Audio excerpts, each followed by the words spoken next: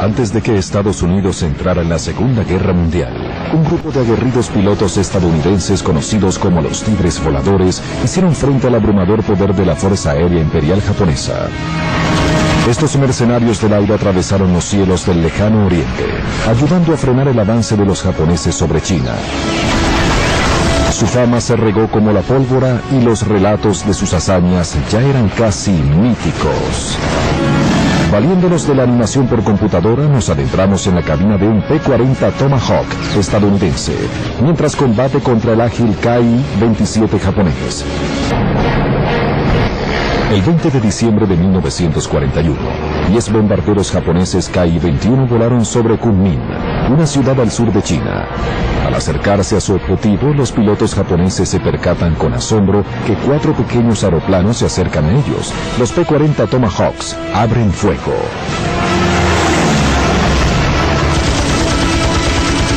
Sorprendidos con la guardia baja, los japoneses dejan caer de inmediato sus bombas y deciden retornar a su base a toda velocidad.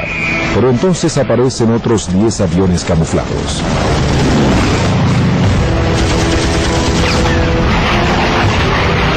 Estos aeroplanos no se parecen a ningún otro que hayan visto antes. Son veloces y sus pilotos los manejan con destreza.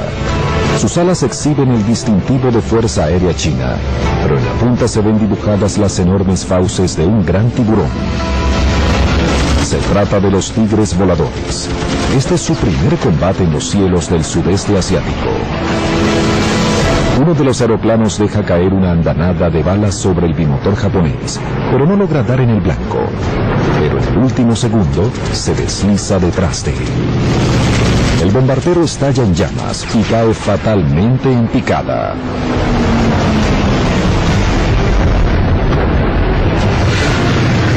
Caen derribados 4 de los aeroplanos japoneses.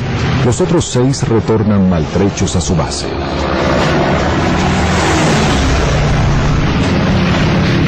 Ese primer combate, el 20 de diciembre de 1941, marcó un hito en la historia de la aviación militar china. Era la primera vez que una fuerza aérea moderna y profesional se enfrentaba a los japoneses en territorio asiático. Y la misión fue un éxito. Los japoneses no sabían quiénes eran los misteriosos pilotos. Pero los agradecidos chinos sí lo sabían. Cuando en la prensa china aparecieron comentarios sobre la desigual victoria, a los corajudos pilotos se les bautizó con un nombre. Los periódicos chinos dijeron que habían combatido como Tigres Voladores. Los pilotos eran voluntarios estadounidenses al servicio de la Fuerza Aérea China. Volaban para los chinos gracias a un extraordinario piloto llamado Claire Lee Chennault. Chennault, un oficial del cuerpo aéreo en los años 30, era conocido como una autoridad en tácticas de combate aéreo y como un piloto y líder intrépido y hábil. Apenas a sus 40 años, ya había comandado un escuadrón de aeroplanos y había recorrido todo Estados Unidos a la cabeza del primer equipo acrobático del ejército. Chennault, un defensor acérrimo y sin medias tintas de los avances en la aviación, se había hecho de muchos enemigos en el ejército. En 1937, le pidieron que renunciara y se retirara. Al día siguiente aceptó una oferta de los chinos. En 1937 lo invitaron a evaluar la Fuerza Aérea China. Los japoneses habían llevado a cabo una terrorífica campaña de bombardeos contra la que nada había podido hacer la pequeña aviación china. En 1937, 2 años antes de que estallara la Segunda Guerra Mundial, los japoneses intensificaron su dominio sobre Manchuria. Los chinos sufrieron las consecuencias. Los japoneses atacaron los puertos y se apoderaron de los recursos naturales para mantener su máquina de guerra imperial. Los japoneses bombardearon despiadadamente a áreas civiles, siguiendo una política de terror llamada todo, matarlo todo, saquearlo todo, quemarlo todo. La La aviación china, dotada de aviones obsoletos, no podía hacerle frente a la eficiente, moderna y brutal Fuerza Aérea japonesa. Claire Lee Chennault tenía una solución. Aunque la Fuerza Aérea China se encontraba diezmada, era importante que se mantuviera combatiendo. Y la única manera de mantenerse en combate era teniendo una fuerza aérea instantánea. La única forma de hacer esto era reclutando pilotos profesionales provenientes de un ejército o fuerza aérea extranjera. Chennault volvió a Estados Unidos para exponer su propuesta. A principios de 1941, Estados Unidos aún no había entrado en guerra con Japón. Si los pilotos estadounidenses pretendían luchar contra los japoneses, tendrían que hacerlo como miembros de la Fuerza Aérea China. Con la aprobación del gobierno estadounidense, Chennault anunció en secreto que los chinos buscaban pilotos y mecánicos altamente calificados. Se les permitió retirarse de la aviación estadounidense y firmar un lucrativo contrato con el gobierno chino. La paga era excelente. El sueldo más bajo para un piloto ascendía a $600 al mes. Eso recibía un piloto secundario. El líder de un escuadrón recibía entre $650 y $750. Así que la paga era muy buena. Por tratarse de una suma que triplicaba el salario regular de un piloto de combate, los rumores de la generosa oferta se esparcieron rápidamente. Así que no tomó mucho tiempo reclutar a 99 pilotos dispuestos a hacer el trabajo. Los reclutadores también contrataron a unos 200 mecánicos aeronáuticos, armeros, operadores de radio, administradores e incluso un capellán. Para julio de 1941, los pilotos ya se encontraban en el campo de aviación Kiedao, en Birmania. Una base aérea cedida por los británicos. Estaba situada estratégicamente a 480 kilómetros de Lashio, la última parada en la ruta de Birmania, la principal vía de suministros hacia China. Los tigres voladores existían esencialmente para defender la ruta de Birmania. La ruta, como su nombre lo sugiere, iba de Birmania al sur de China y era la principal vía de suministros para sostener las operaciones militares chinas contra los japoneses en esa parte del mundo. En la base de Kiedao, subieron a bordo de sus nuevos aviones los P-40 y recibieron un nuevo nombre oficial, Grupo Voluntario Estadounidense o GVE. Chennault dividió su unidad en 3 escuadrones de persecución. Al principio cada uno tenía su propio logotipo, pero en el otoño de 1941 todos los escuadrones adoptaron el dibujo que pronto sería famoso en sus Tomahawks. Las célebres e intimidantes fauces de un tiburón serían el emblema de los tigres voladores. En una publicación india vimos las fotos de unos aeroplanos australianos, unos P-40 como los nuestros, en los que se veían las fauces de un tiburón.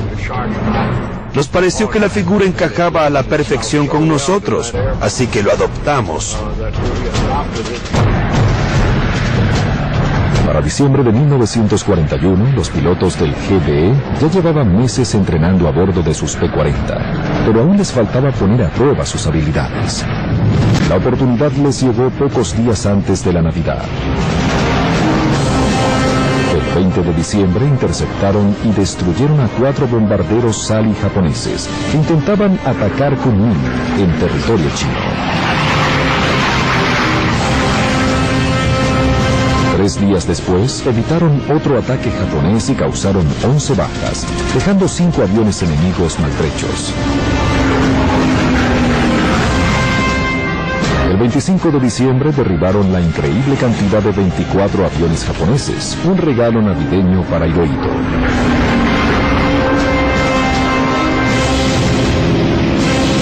Pero todas estas primeras misiones tenían un carácter defensivo, evitar bombarderos. Pocos días antes del Año Nuevo, los tigres voladores decidieron atacar a los japoneses. 3 de enero de 1942. Es la primera misión como parte de los tigres voladores para el piloto David Tex Hill. Tex Hill abandonó la marina para unirse como voluntario.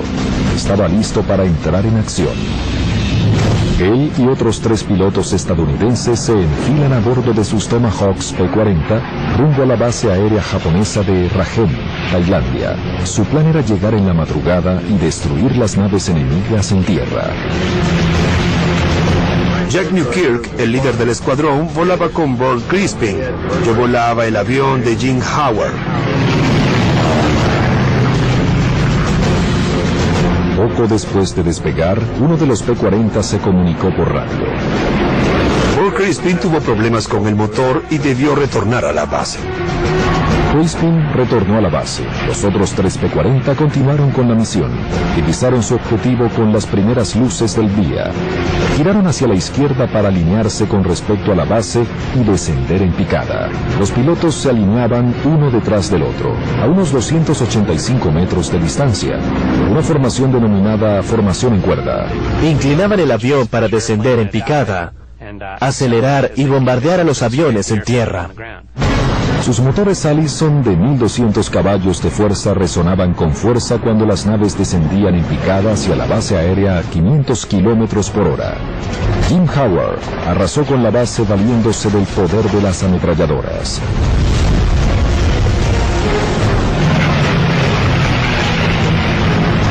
Tex Hill desciende en picada después de él, preparándose para bombardear.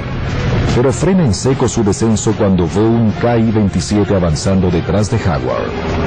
Es la primera misión de combate de Tex y la vida de uno de sus amigos está en sus manos.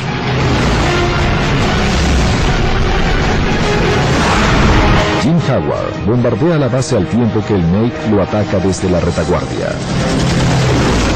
Tex se acerca a la retaguardia del Nate y se coloca en línea para atacarlo.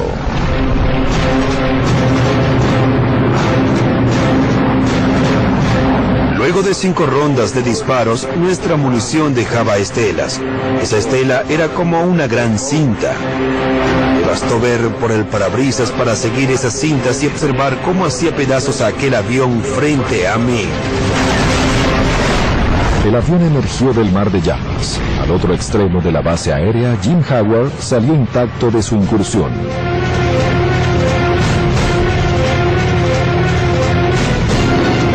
Era la primera victoria de Tex, pero no había tiempo para celebrar. Pasó en lo alto otro Nate que se dirigía hacia él. Cuando vi a ese otro avión noté que venía directo hacia mí. Entonces lo esquivé y me enfilé. Fue un momento decisivo para Tex. Demostró el absoluto poder de los P-40 ante los Nate japoneses. El P-40 era obra de la compañía Curtiss Aircraft, de Buffalo, Nueva York. Claire Chennault obtuvo 100 de estas naves, originalmente destinadas a la Fuerza Aérea Británica. El P-40B era un avión muy resistente que podía alcanzar los 604 kilómetros por hora y estaba dotado de 2 ametralladoras calibre 50 en la nariz y 4 calibre 30 situadas en las alas. Su motor y cabina estaban blindados para proteger al piloto. Su rival era el Nakajima Ki-27, el Nate, que entró en servicio en 1936. Este avión estaba dotado de un motor radial con sistema de enfriamiento y tren de aterrizaje fijo. Alcanzaba una velocidad máxima de 488 kilómetros por hora y estaba equipado con una ametralladora de 12.7 milímetros y otra de 7.7, ambas situadas en la nariz de la aeronave.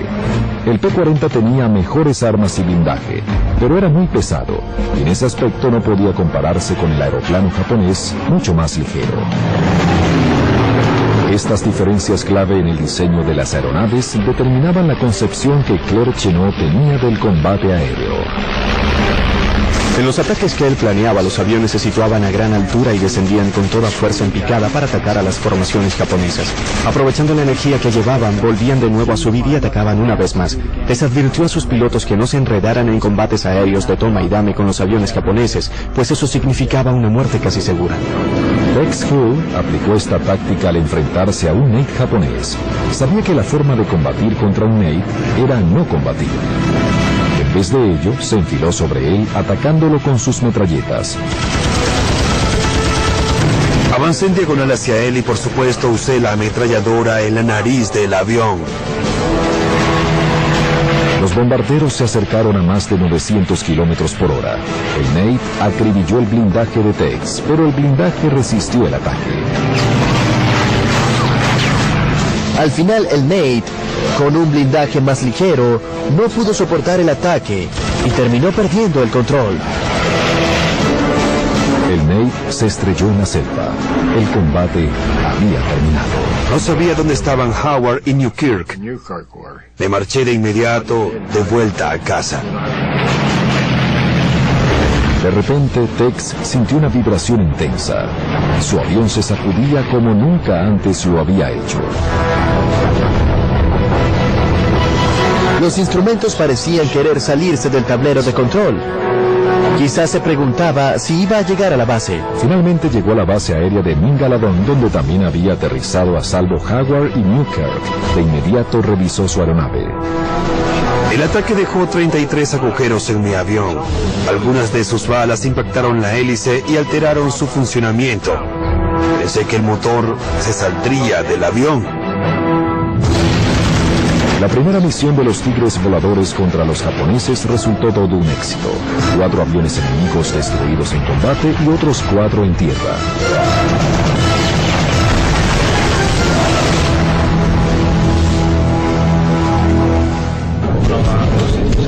También se hacían cada vez más famosos. Los Tigres Voladores no seguían una disciplina militar ni tenían rangos militares. Luchaban y bromeaban, según sus propias reglas. Eran célebres por sus extravagantes travesuras. En Rangún cabalgaron búfalos en medio de las calles, quebraban candelabros e incluso tenían como mascota a un leopardo. Chenó no le daba importancia a estas cosas. Para él, esta era la forma que los pilotos tenían de liberar las tensiones que causaban los constantes combates. Sí exigía absoluta disciplina en el aire. Creo que era un excelente líder. Si uno hacía bien su trabajo, podía contar siempre con su apoyo.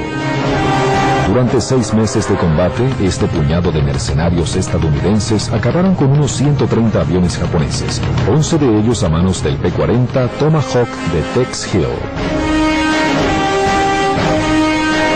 Se trataba de un grupo de mercenarios, exoficiales del ejército, de la armada y de la fuerza aérea, que le hicieron frente a los japoneses cerca de las islas japonesas.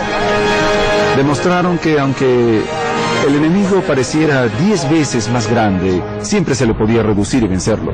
Pero después de Pearl Harbor, ya no era necesario un ejército de mercenarios. Estados Unidos había concentrado todo su poderío militar en la guerra. A pesar de su legendario historial de combate, se decidió que el grupo de voluntarios estadounidenses debía finalizar su contrato con el gobierno chino el 4 de julio de 1942. Pero los Tigres Voladores se mantendrían activos.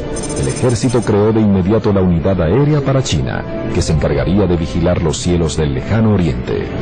Los hombres y la misión del GBE pasarían a manos de la nueva unidad, el Grupo de Bombarderos 23.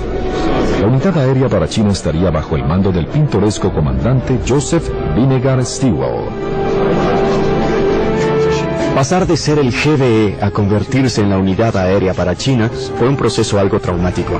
Los pilotos fueron obligados a quedarse en la unidad y esto causó muchos esquemores. Stilwell le pidió al general Clayton Bissell que hablara con los voluntarios. No se pudo haber elegido a alguien peor para esta tarea. Se reunió a los Tigres Voladores en un auditorio donde se les explicaron las cosas. Les dijo que quería que se quedaran en la unidad. Si no lo hacía y decidían volver a casa, el ejército igual los iba a llamar para alistarlos de nuevo como soldados de infantería. A los pilotos no les sentó nada bien el tono intimidatorio de Stilwell y amenazaron con renunciar en masa. Claude Chennault reactivó su comisión y fue ascendido al rango de general. Se propuso poner las cosas en orden y preservar el espíritu de lucha que había hecho famoso a los Tigres Voladores. Llamó a su oficina a Tex Hill. Para Chennault, las palabras de Stilwell habían enfurecido a los pilotos. Creía que muchos no querían quedarse. Le dijo a Tex que si él se iba ya no sabría qué hacer. Y Tex de inmediato se puso a sus órdenes. El general Chennault sintió un gran alivio y le pidió a Tex que conversara con los otros chicos para saber si se quedarían.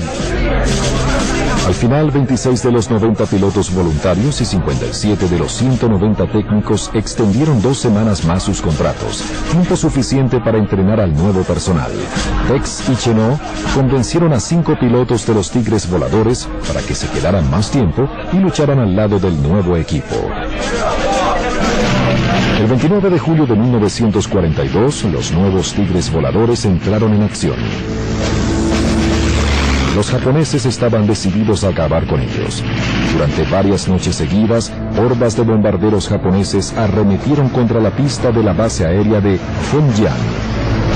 Frustrado por los ataques, un piloto callado y talentoso de nombre John Allison se le acercó a Tex Hill.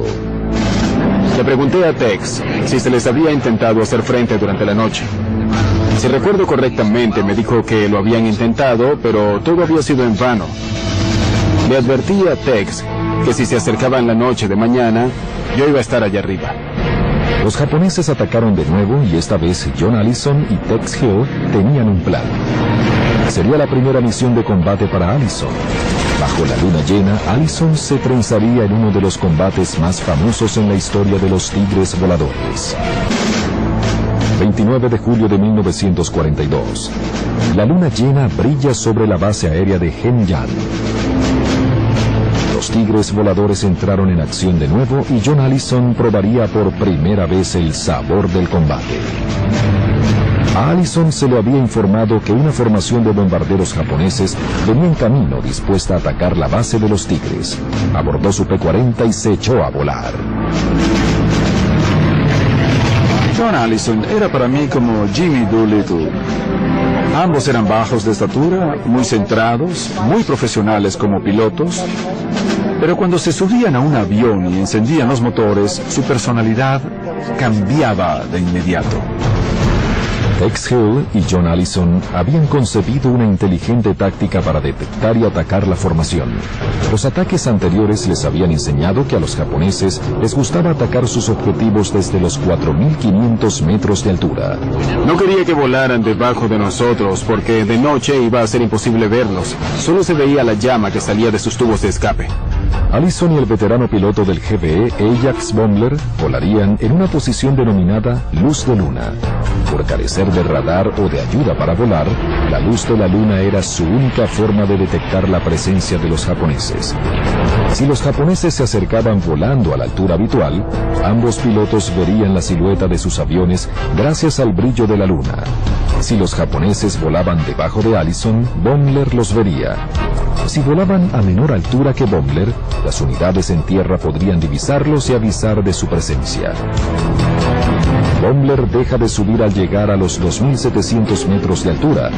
Allison continúa subiendo hasta llegar a los 3.600 metros de altura. En medio de la oscuridad se acercaba la formación de 6 aviones KI-21 japoneses, divididos en 2 grupos de 3. El bombardero Mitsubishi K-121, mejor conocido como Sally por los aliados, era el caballo de batalla de la Fuerza Aérea Japonesa en China. Podía transportar 3.500 kilogramos de bombas. El rally alcanzaba un rango de vuelo impresionante, pero todo a costa de la seguridad de la tripulación, ya que el blindaje era bastante ligero. A corta distancia, un avión caza podía hacer trizas el rally, haciendo uso de las ametralladoras. Pero esta nave se vería obligada a hacerle frente a 2 ametralladoras de 7.7 milímetros, una en la nariz y la otra en la retaguardia. Allison recibió una notificación por radio. La gente en la base podía escuchar los motores de los rally cerca de ellos. Finalmente se acercaban desde el norte a nuestro pequeño aeropuerto en Hengyang. Allison y Bombler revisaron el cielo, buscando en la oscuridad alguna señal del tubo de escape de los bombarderos. Al girar la cabeza, Allison logra vislumbrar una llama de un tubo de escape. Son 3 Sally encima de él. Me encontraba a 900 metros de altura debajo de ellos. De inmediato aumenté la velocidad y empecé a ascender. Ahora debían prepararse para el fuego que les venía. Allison coloca la mira en uno de los 3 aviones, pero calcula mal su velocidad al acercarse. Mi avión avanzaba a gran velocidad, a mayor velocidad que los bombarderos. Me propuse seguirlos, y en un momento dado ya estaba en medio de la formación. De repente, el P-40 recibió una andanada de proyectiles.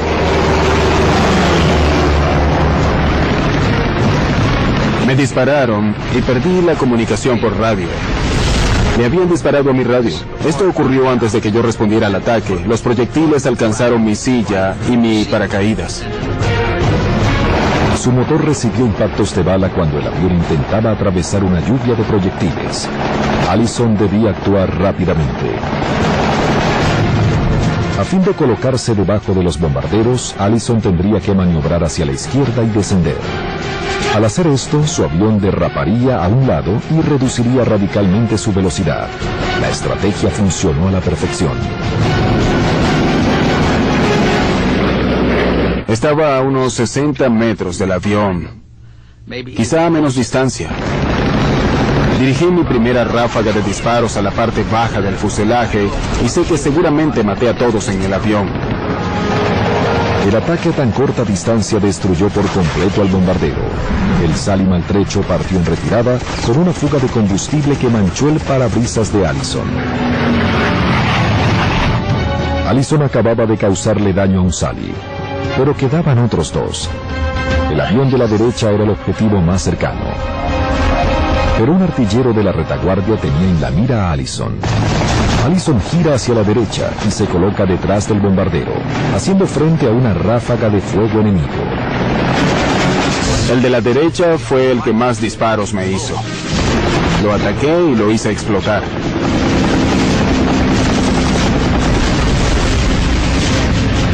Es una baja confirmada.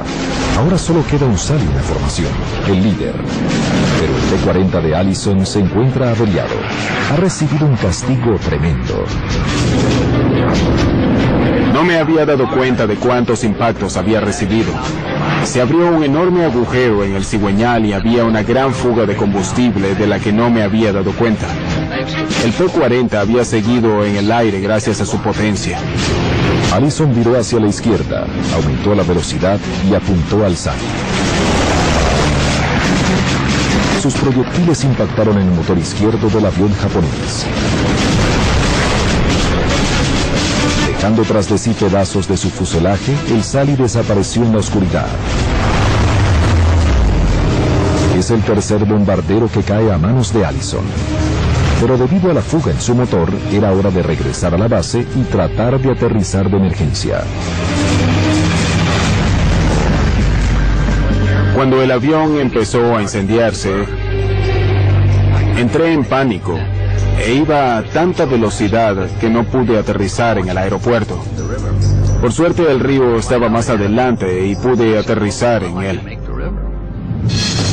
Allison aterrizó su P-40 averiado sobre el río Xiangqiang.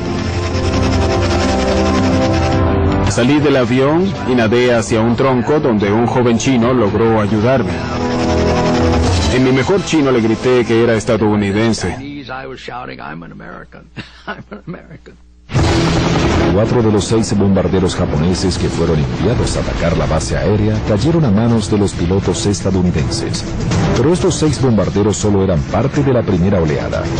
Horas después, a plena luz del día, los japoneses enviarían una formación más numerosa con el objetivo de eliminar de una vez por todas a los estadounidenses. Y en esta ocasión traen consigo un equipo de escoltas, una formación de cazas avanzados más poderosos que los Ney.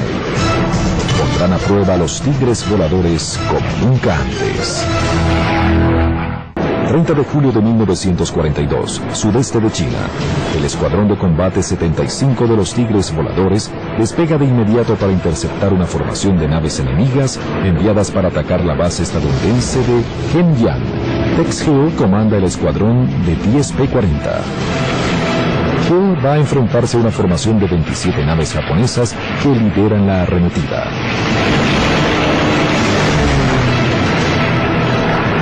Se trataba de un enorme grupo de naves. Tex Hill está aquí. La formación enemiga se encuentra aquí. Tex debe ir a enfrentarlos. Fiel al estilo de los Tigres Voladores, Tex avanza de frente hacia ellos.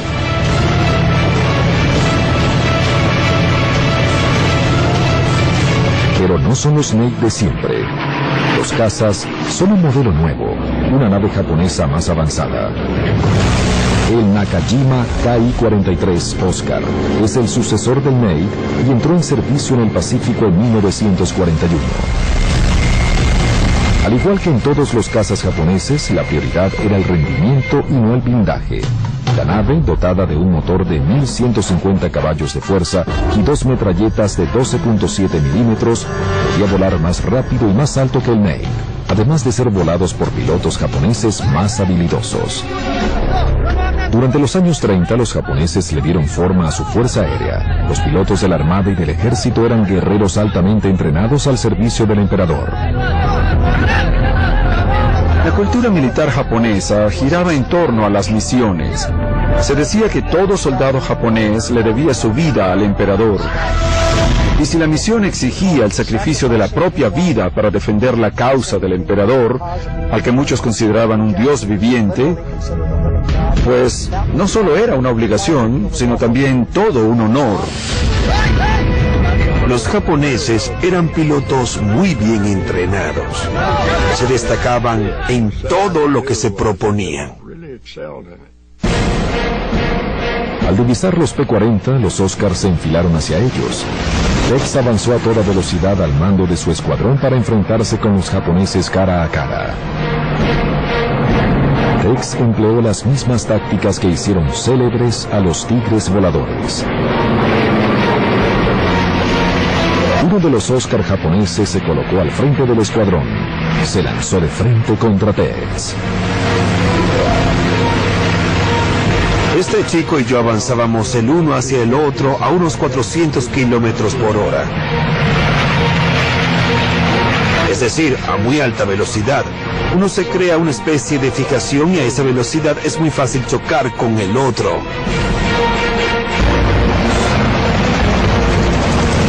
Tex y el Oscar abrieron fuego al mismo tiempo. El P-40 se estremecía con cada impacto del Oscar. Tex no le prestaba atención a esto y seguía acercándose.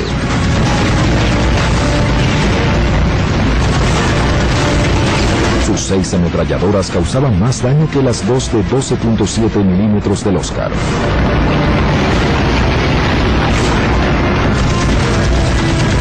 En cuanto di en el blanco, empezó a salir humo del avión.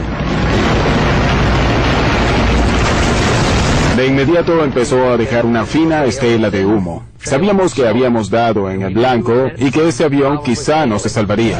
Si bien el Oscar es un modelo japonés avanzado, su debilidad era la misma que la de los otros, su blindaje. Medio segundo antes de que chocaran, el Oscar estalló en llamas y cayó a tierra.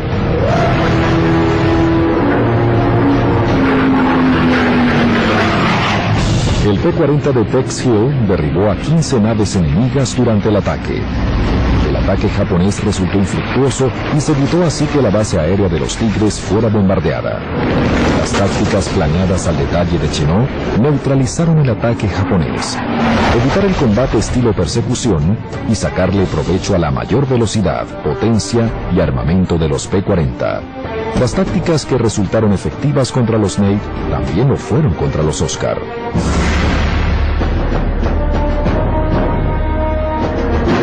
La Fuerza Aérea China siguió atacando. El objetivo en todo el sudeste de Asia es el ejército y los centros industriales japoneses. 12 de agosto de 1942. Escoltados por los P-40 de los Tigres voladores, los bombarderos B-24 atacaron un importante puerto de Haiphong, donde destruyeron barcos, bases aéreas y depósitos clave. En octubre, los P-40 arrojaron bombas sobre las vías de suministros japonesas y atacaron convoyes en Birmania. El 27 de noviembre, la mayor unidad en la historia de la Fuerza Aérea China atacó la ciudad portuaria de Cantón en el delta del río Perla. El 19 de marzo de 1943, la pequeña y rudimentaria Fuerza Aérea China fue reemplazada por una nueva organización. La 14ª Fuerza Aérea, Claire Chennault, se hizo cargo de este grupo. Naturalmente, los recién llegados a la unidad adoptaron encantados el nombre de los Tigres Voladores. Después de todo, el propio Claire Chennault era el comandante en jefe. John Allison comandó algunos de los ataques aéreos más exitosos de toda la guerra, pero su campaña asiática se acercaba a su fin. Iba a ser reasignado al teatro de operaciones europeo, pero en su último día en China, Allison se vería inmerso en el combate aéreo más terrible de toda su carrera.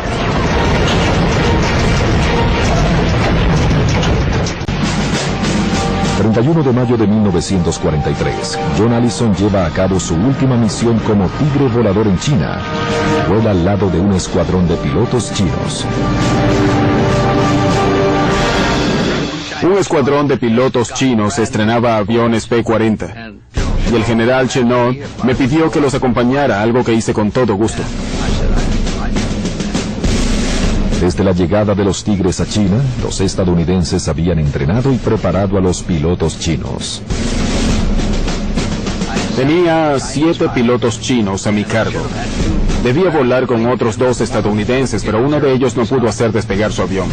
Allison y su grupo de pilotos chinos escoltaron a los B-24 en una misión de ataque contra una base japonesa en Ichan.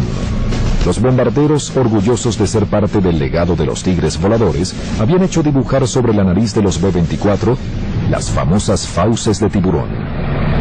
Un gran manto de nubes cubre el cielo cuando los cazas P-40 y los bombarderos B-24 logran llegar a su objetivo en Ichan. Allison detecta una brecha en las nubes, decide bajar en misión de reconocimiento y avisa al resto de la formación que permanezca por encima de las nubes. Les dije que me dejaran ir a explorar. En un momento dado me di vuelta y, aparte de ver a mi asistente, vi que venían los B-24 detrás de nosotros. Mientras conversábamos, parecía como si alguien hubiera arrojado un puñado de pimienta. Todos esos puntos negros pasaban por encima. 20 Óscares japoneses habían aparecido de repente. Iban enfilados hacia los B-24. Allison está aquí. Los Óscar enemigos se dirigen hacia acá, donde están los B-24. Allison debía realizar alguna maniobra para distraer a los cazas e impedir que atacaran a los bombarderos. Debe actuar de inmediato, pues los aviones japoneses, más ligeros y veloces, se acercan rápidamente a los B-24. Allison se detiene en seco y gira violentamente hacia la derecha. Y de repente me vi ascendiendo con todos estos aviones japoneses. Se concentró en un blanco fácil, un Óscar frente a él.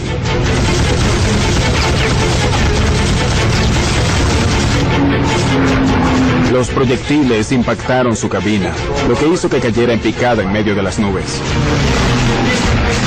Había un Óscar menos, pero aún quedaban 19 atacando.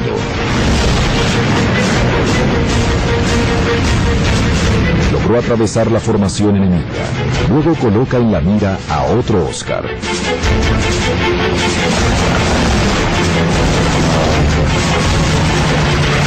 Vi en el blanco y el avión se incendió. Sabía que había derribado a uno.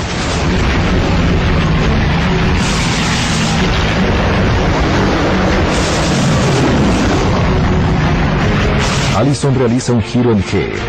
3 Óscar atacan a un B-24. Antes de alcanzar al bombardero en peligro, Allison divisa otro avión enemigo a su derecha. Debe tomar una decisión de inmediato.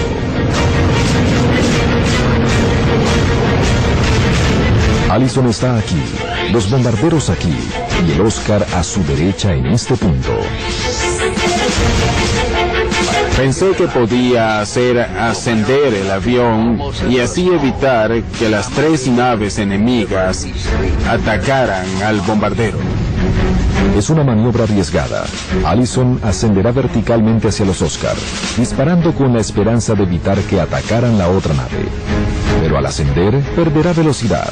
Si deja de avanzar, se convertirá en un blanco fácil para los Óscar detrás de él. Al perder velocidad, Allison debe planear la nave. Ala el gatillo y su P-40 se queda flotando. El Óscar abrió fuego.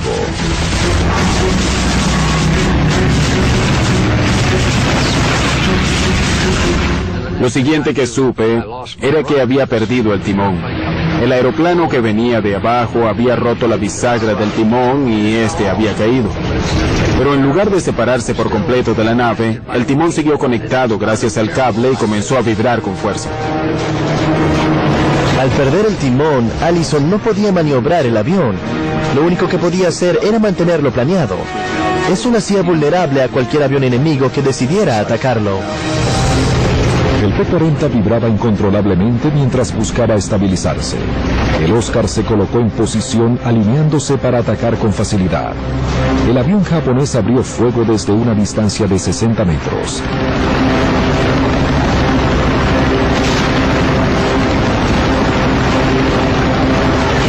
Salen despedidos varios pedazos del fuselaje del avión de Allison. El potente P-40 absorbe los impactos, pero no puede mantenerse más tiempo en el aire. Pensé que si alguien no me ayudaba pronto, estaba perdido. De repente me encontraba bajo una lluvia de proyectiles. Un piloto chino ha venido a rescatar a Allison. Se sitúa detrás del Oscar y dispara furiosamente.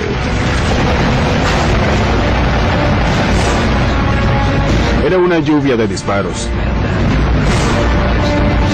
Había vivido esa experiencia desde una perspectiva y ahora la vivía desde una perspectiva distinta y fatal. Pensé que los mataría a ambos. El P-40 chino destruye al Oscar. Cae a tierra envuelto en llamas.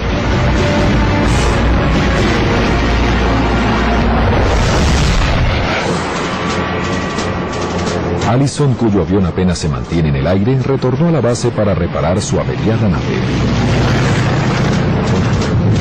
Los B-24 bombardearon exitosamente las pistas de aterrizaje de los japoneses en Ichan. Derribaron 5 aviones enemigos. Un avión chino P-40 cayó en combate. John Allison abandona los Tigres en mayo de 1943, pero regresa a Asia unos meses después para ayudar a formar el primer comando aéreo junto con Philip Cochrane. El primer comando aéreo servía de apoyo a los aliados en Birmania y fue pionero en el uso de planeadores para incursionar en lo profundo de las líneas enemigas. X-Hill permaneció en China hasta noviembre de 1944. Se convirtió en un piloto experto luego de derribar a 15 aviones enemigos. Claire Chennault se mantuvo al mando de la 14ª Fuerza Aérea hasta 1945 cuando se retiró. Permaneció en el lejano oriente tras el final de la Segunda Guerra Mundial, ayudando a Chiang Kai-shek en su guerra contra los comunistas chinos a finales de los años 40.